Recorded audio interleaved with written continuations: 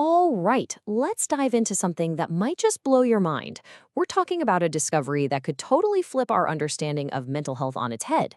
It connects two parts of your body you would never think have anything to do with each other. So, let's start with the pancreas. That organ tucked away behind your stomach. We mostly think of it as the insulin factory, right? Its whole job is to manage our blood sugar, keep our metabolism running smoothly. But what if that's not the whole story? What if it's doing something else? And get this, what if that something else was influencing the extreme highs and lows of bipolar disorder? I know, it sounds completely out there. How could an organ that makes insulin have anything to do with your mood? Well, a really groundbreaking study just published in Nature Neuroscience is saying, hold on a second, this might not be a crazy theory. It could be a core piece of the puzzle we've missed all along. So let's unpack this mystery. This whole thing really starts with a puzzle that doctors and scientists have seen for years. A weird connection between how our bodies process energy and how our minds feel. But no one could ever really explain why. And the biggest clue? It's this number right here, 40%. Think about that. Nearly half of all people with bipolar disorder also have things like insulin resistance or type 2 diabetes.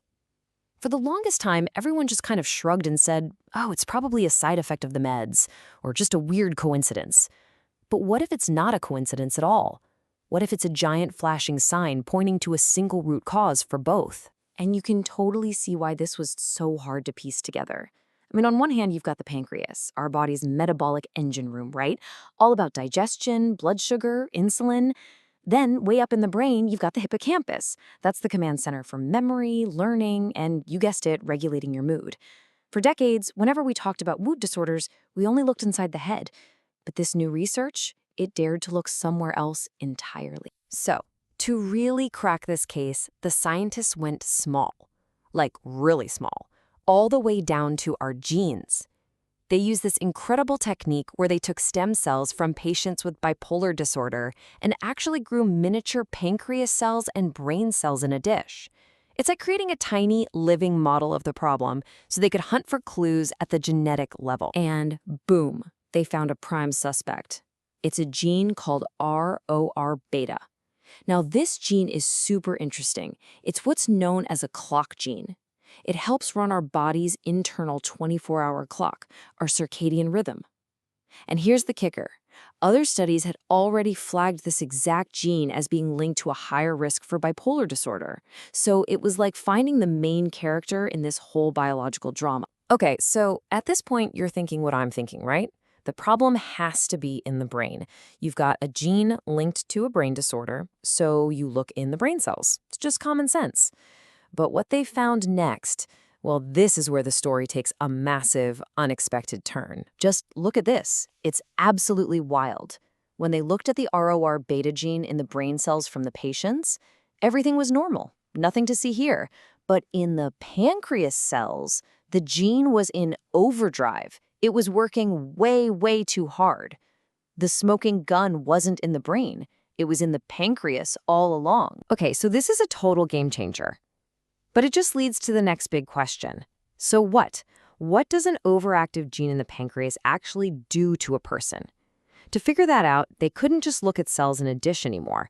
They had to see how this played out in a living, breathing system. And when they did this in mice, the results were just wow. The mice with this overactive pancreas gene started having mood swings that followed a daily cycle. It was like clockwork. During their day phase, the wonky pancreas gene slammed the brakes on insulin. This, in turn, made their brains hyperactive, and they showed behaviors that looked a lot like depression. But then, when their night phase kicked in, the whole system flipped on its head. The pancreas started pumping out way too much insulin. This made their brains underactive, and they showed behaviors that looked like mania.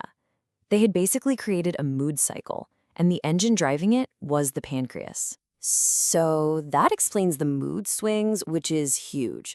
But wait, there's still a missing piece here. How does a day of low insulin automatically lead to a night of high insulin? It's like one thing causes the opposite. This couldn't be a one-way street from the pancreas to the brain. The brain had to be sending a message back. And the answer they found is just so elegant. The study's authors call it a pancreas-hippocampus feedback mechanism. Basically, it's not a monologue, it's a conversation, a constant back and forth between these two organs that was creating the whole cycle.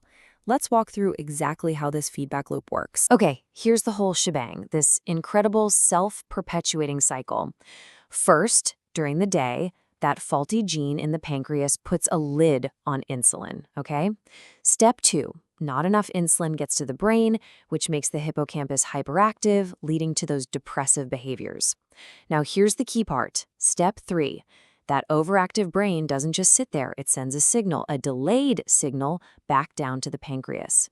By the time night rolls around, that signal finally arrives and tells the pancreas go, and it triggers this huge flood of insulin. Step 5, this insulin surge swamps the brain, making the hippocampus underactive, which leads to manic-like behavior. And then, the next day, the whole thing starts over. A vicious cycle, all orchestrated by this feedback loop. So, this is more than just a cool science experiment.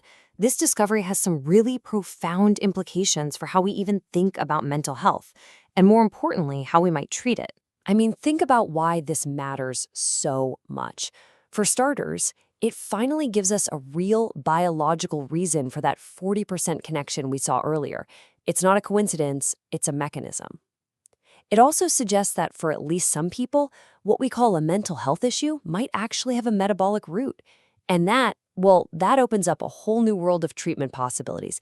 Imagine using drugs that are already used for diabetes, drugs that help the body use insulin better, to actually help the brain. It's just powerful, undeniable proof of that hidden mind-body connection we're always talking about. And really, that's the big takeaway here. This incredible feedback loop between the pancreas and the brain is a stunning discovery on its own. But it makes you wonder, doesn't it? It forces us to ask a much bigger, more exciting question. What other secrets about our mental health are hiding out there, not just in our brain, but in the rest of our body, just waiting to be discovered?